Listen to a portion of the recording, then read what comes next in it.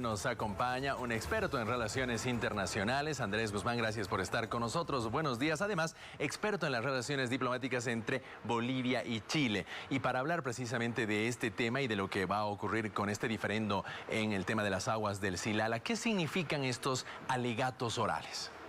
Buenos días, Pablo, gracias por la invitación. Los alegatos orales es cuando los abogados defienden la posición del país oralmente frente a los jueces, ¿no?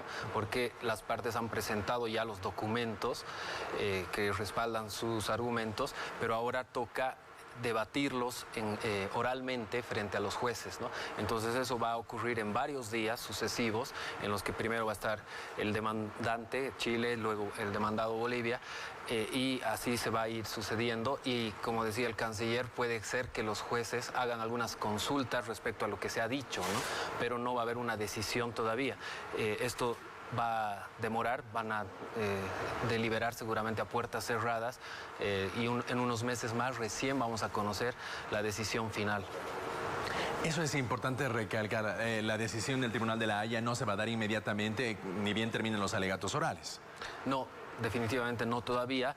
El proceso es primero la fase escrita, que es donde se presentan los documentos, la fase oral, que es lo que viene, y luego hay una tercera fase que es los jueces deliberan a puertas cerradas entre ellos para decidir qué decisión se toma. Al cabo de ese proceso ya se toma la decisión final, que es el fallo obligatorio e inapelable.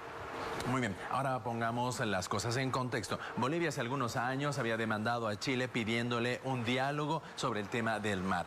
Ese tema ya fue zanjado por la Haya, nos han negado esa posibilidad. Sin embargo, Chile en respuesta hizo esta demanda sobre el tema del Silala. El argumento chileno es de que el Silala es un río de curso internacional y que no tiene que pagar por las aguas. Bolivia, al contrario, alega en este caso de que son bofedales, manantiales canalizados de manera artificial. Ese es el contexto, ¿no es cierto? Exactamente. Bueno, lo que dice Chile es que es un curso de agua internacional cuyas porciones superficiales y subterráneas, eso es importante porque no solo están hablando de lo que pasa por arriba, sino lo que está debajo, corresponden a un uso equitativo y razonable, ¿no?, entre los dos países. Eso señala Chile. Y lo que exactamente ha respondido Bolivia no lo conocemos porque no se ha hecho público aún todos los documentos, los alegatos que se han presentado de manera escrita, ¿no? Y lo que dices es correcto, es lo que han adelantado las autoridades, pero lo han hecho, digamos, de una manera más informal a través de los medios, ¿no?, que serían unos bofedales. Pero por otra parte, durante el gobierno de Yanine Áñez se adelantó a través de la canciller que Bolivia habría reconocido que parte de las aguas fluyen de manera natural, ¿no? Entonces ya habríamos reconocido que existe efectivamente un río o un riachuelo que pasa naturalmente por Chile, pero que hay otra parte del caudal que no es natural, que sí habría sido canalizada, y eso sería lo que ya ahora estaría en discusión, porque obviamente sí estaríamos reconociendo que hay una parte compartida. Y Bolivia además ha presentado una contrademanda, ¿no? Y eso también es importante. Es decir, Bolivia solicita a la Corte algo diferente a lo que ha solicitado Chile, que es que se reconozca que Chile no tiene derecho sobre los canales de drenaje construidos en territorio boliviano, lo cual es totalmente incontrovertible. Es decir, no hay duda de que la Corte va a reconocer ese derecho. Es decir, que Bolivia lo tiene sobre su territorio, ¿no? Eso no hay donde perderse, digamos. En determinado momento, entonces, Bolivia intentó cobrar por las aguas. Ocurrió cerca de la década del 2000. Chile se negó justamente a pagar, devolvieron las facturas, inclusive. ¿Hay posibilidad de que Bolivia justamente reciba una compensación por el uso de estas aguas? Yo creo que se tiene que llegar a ese resultado sí o sí. Al final de cuentas, resulta que si son aguas compartidas, entonces lo que corresponde obviamente es mitad y mitad, ¿no? Que un país use el 50% y el otro 50%. Y en ese sentido, actualmente eso no ocurre, ¿no? Chile utiliza más del 90% de las aguas, mientras que Bolivia no utiliza ni siquiera el restante, ¿no?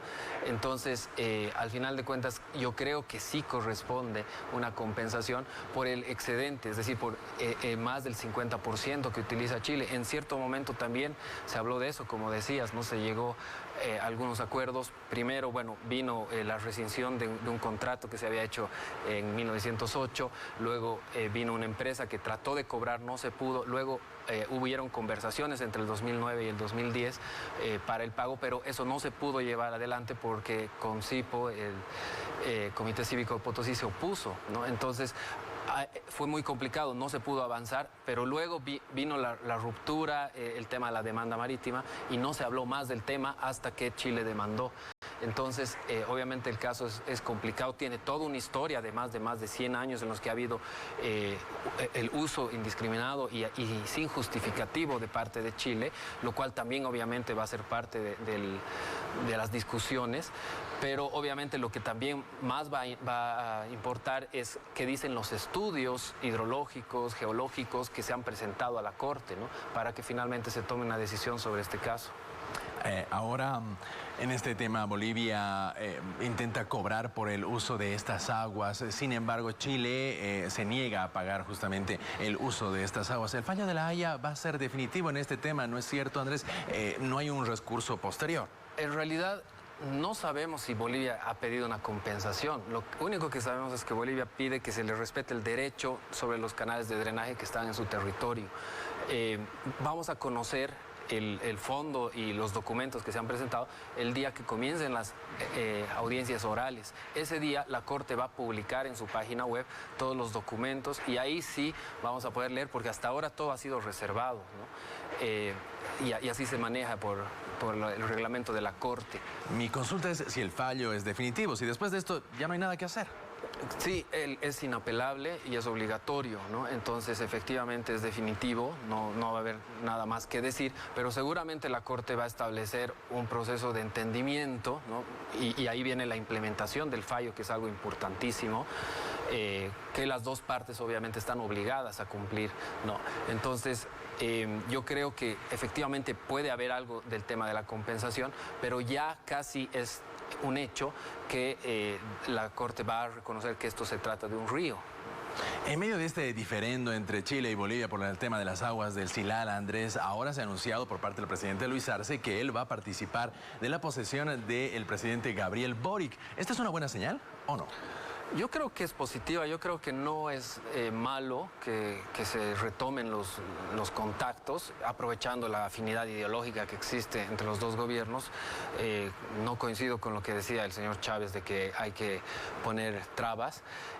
Al contrario, la diplomacia siempre tiene que estar abierta, ¿no? No se pueden cerrar los canales y para cualquier tema siempre es bueno tener un canal de diálogo, ¿no? Entonces, me parece que corresponde, que está bien, porque además es Chile el que ha invitado a nuestro presidente a presenciar el cambio de mando y él está asistiendo. Entonces va a haber una reunión efectivamente el sábado en la tarde entre los dos mandatarios y no solo el tema del Silala está en cuestión, sino que hay muchos otros temas, por ejemplo el tema de la migración, que para Chile es fundamental. Ha habido una crisis humanitaria prácticamente en el norte de Chile a partir de una ley que han aprobado recientemente en Chile y han empezado a construir zanjas y a mejorar otras. Entonces, esos son temas que hay que tocarlos porque es un acto inamistoso para Bolivia que construyan zanjas en la frontera, ¿no? Y lo está haciendo Chile, además de las deportaciones ilegales que están haciendo de los migrantes que ingresan a Chile sin documentos, ¿no? Los llevan a la frontera y ahí los dejan sin ningún proceso judicial. Entonces, eso no está bien desde el punto de vista de los derechos humanos, es atentatorio y Bolivia tiene que tocarlo, ¿no? Porque no es correcto que Chile actúe de esa manera. Digo, es un acto inamistoso que tiene que ser parte de las discusiones y obviamente también otros temas, ¿no? El contrabando, el narcotráfico y un montón de temas, la aplicación del libre tránsito en los puertos que sigue generando problemas. Hemos visto que hace poco los requisitos sanitarios han generado una larga columna de camiones en la frontera. Entonces son un montón de temas que hay que tratarlos y se necesita el canal de diálogo. Muy bien, gracias Andrés por darnos justamente ese panorama que se tiene con este tema del diferendo y la visita, por supuesto, del presidente Luis Arce al cambio de mando de Gabriel Boric en Chile. Todos esos detalles los hemos conocido ahora con Andrés, que es especialista en relaciones internacionales.